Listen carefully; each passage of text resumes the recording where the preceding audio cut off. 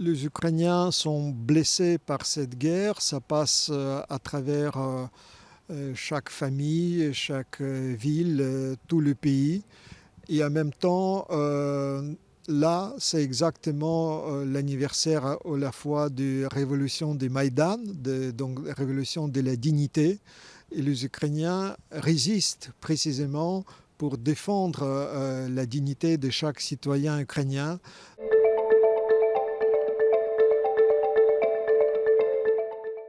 Depuis très longtemps, on propose comme début des vraies négociations le cessez-le-feu, c'est-à-dire arrêter euh, la mort qui tombe chaque nuit à travers des centaines de drones, des missiles qui frappent les maisons des civils. Récemment, on a eu des dizaines de personnes civiles tuées, y compris des enfants. Et puis, évidemment, il est tout à fait nécessaire de considérer que l'Europe doit jouer le rôle central puisqu'il s'agit de la paix en Europe.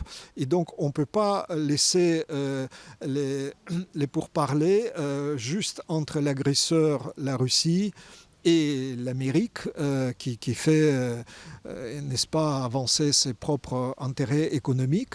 Donc, on ne peut pas permettre que l'Ukraine et l'Europe soient boucs émissaires dans cette histoire. Donc c'est tout à fait important que la voix encore plus solidaire et forte de tous les pays d'Europe sera attendue et les conditions sine qua non pour les négociations sera formulées plutôt entre Kiev, Paris, Bruxelles, Berlin et pas au-delà ou derrière, disons,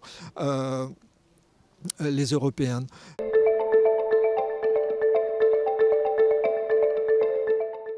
Nous avons vu ce qui s'est passé à Boutcha, à Kherson, dans les villes occupées par l'agresseur russe. C'était les chambres de torture, c'était les fusillades, les massacres.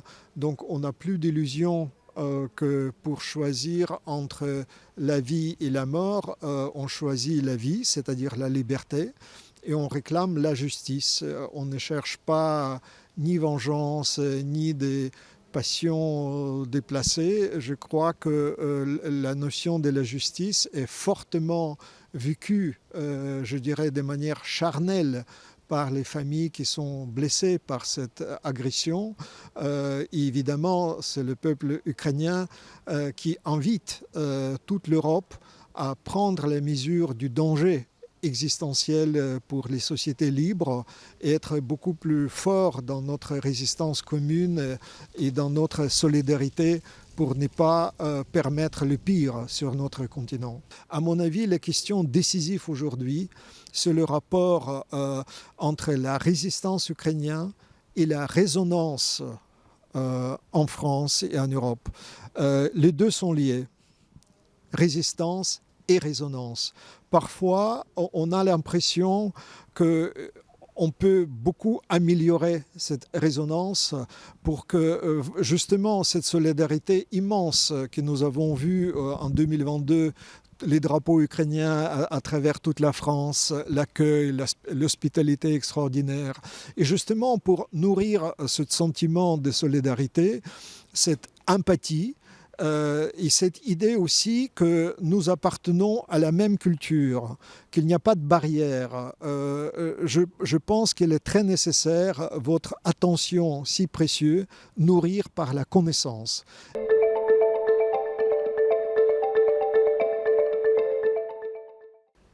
L'épreuve de la guerre nous oblige à penser que c'est la philosophie pratique qui est tout à fait nécessaire pour que précisément on ne laisse pas avec les mots vides.